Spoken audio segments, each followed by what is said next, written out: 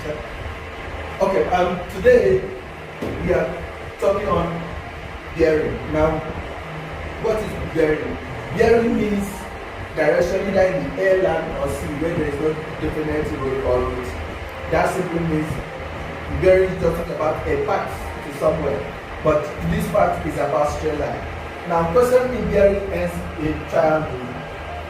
That simply means a complete bearing person will likely end up in a triangle. If it is a right angle triangle, you use Pythagoras theorem or SOHCAHTOA one.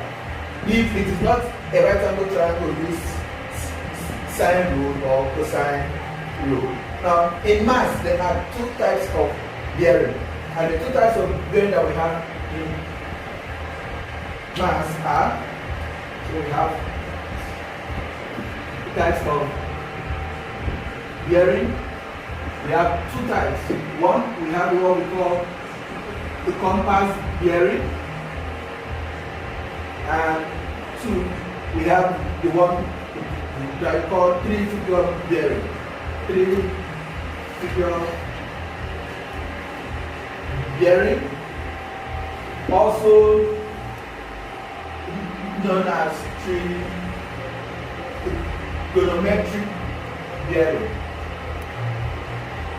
So we have compass bearing and three-figure bearing, also known as trigonometric bearing. Now, let's start with the compass bearing. The compass bearing talks about four cardinal points. When you talk about compass bearing, I talk about four cardinal points. So for compass bearing, it talks about four cardinal points: your north, your south, your west, and your east.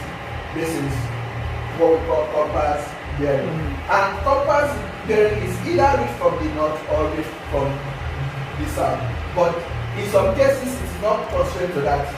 Some people can read it anyhow. But the acceptable way of reading compass bearing is either from the north or from the south. So the reading within this axis is called northeast.